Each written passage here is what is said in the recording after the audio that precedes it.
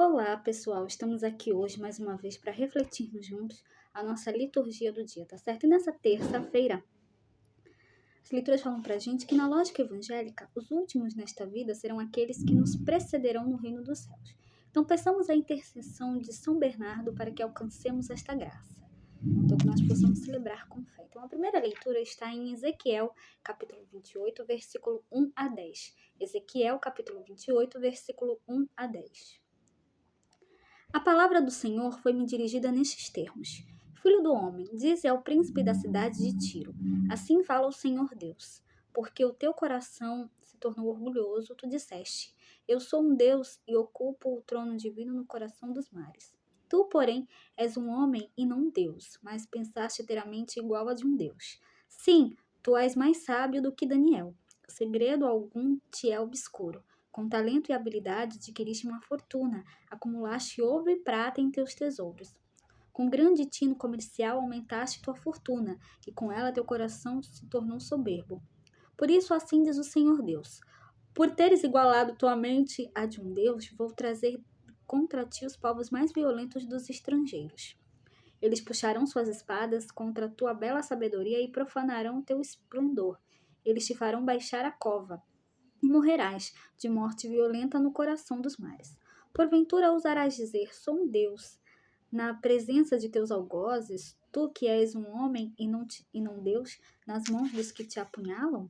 Morrerás da morte dos incircuncisos, pela mão dos estrangeiros, pois fui eu que falei, oráculo do Senhor Deus.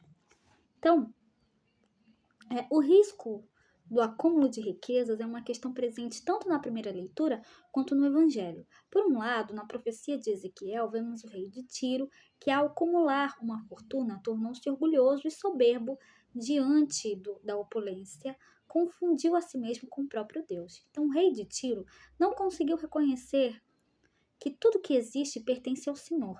Então, o profeta prenuncia sua morte violenta, a qual será distante de Deus, tá certo? E agora, falando do Evangelho, hoje ele está em Mateus, capítulo 19, versículo 23 a 30. Mateus, capítulo 19, versículo 23 a 30.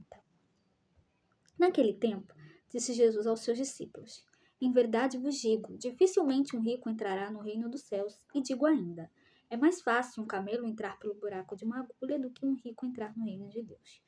Ouvindo isso, os discípulos ficaram muito espantados e perguntaram: Então quem pode ser salvo?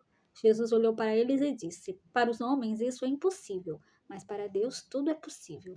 Pedro tomou a palavra e disse a Jesus: Vê, nós deixamos tudo e te seguimos. Que haveremos de receber? Jesus respondeu: Em verdade vos digo, quando o mundo for renovado e o Filho do Homem se sentar no trono de sua glória, também vós, que me seguistes, havereis de sentar-vos em 12 tronos, para julgar as 12 tribos de Israel. E todo aquele que tiver deixado casas, irmãos, irmãs, pai, mãe, filhos, campos, por causa do meu nome, receberá 100 vezes mais e terá como herança a vida eterna. Muitos que agora são os primeiros serão os últimos, e muitos que agora são os últimos serão os primeiros. Então, o Evangelho de hoje, o texto de Mateus, nos propõe a ideia do abandono das riquezas para sermos autênticos discípulos do Senhor. O rico é aquele que basta a si mesmo, fechado em suas falsas seguranças e mesquinho em suas ações.